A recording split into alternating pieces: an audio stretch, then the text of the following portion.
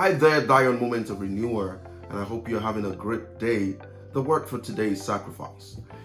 I sat down and I was thinking, is there really anything that's free in this world?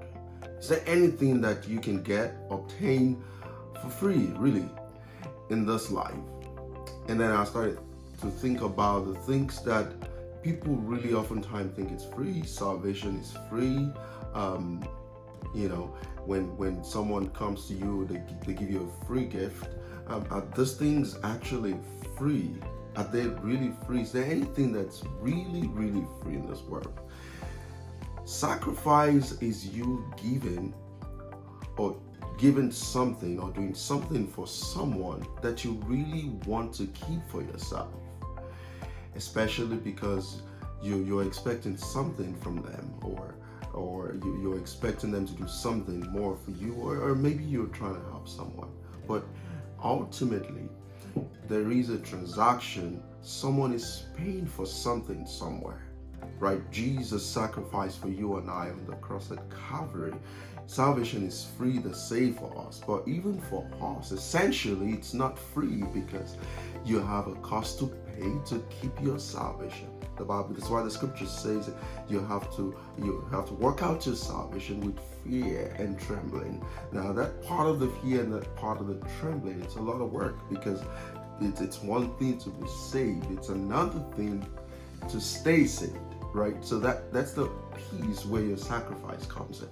So it's free, right? Jesus died on the cross even while I wasn't born, right? So I by virtue of me accepting and professing him into my life, I became saved. But does that mean that without anything being done from my hand, I can keep that salvation? No, you have to work.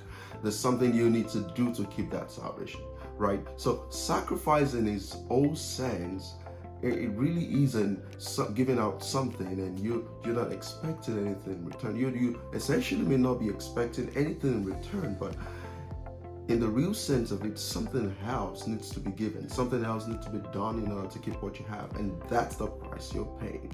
Nothing else, nothing really is free. Even whatever someone gives to you as a gift, right, from anyone, right?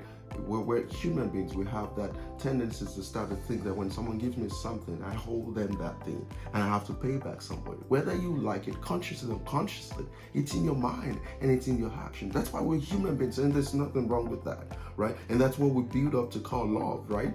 And because it's not forced, it's not compelled, it's love. It's an act of love. It's a show of love. But it doesn't mean it's necessarily free, right? So we have to start to think as human beings, and just the way Jesus did for us, right?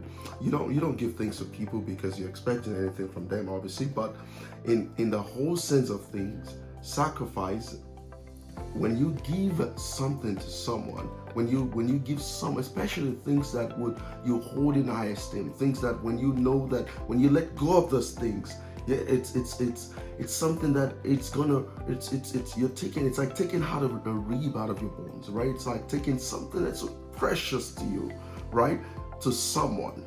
And when you give things like that to people, you expect them to keep, right? You expect them, that's an expectation. So that means it's not free. You expect them to cherish it just the same way you're going to. The same way Jesus expects you to keep your salvation, to cherish your salvation, and hold firm to it. And until next time when I come your way, a moment of renewal. Stay blessed, and bye for now.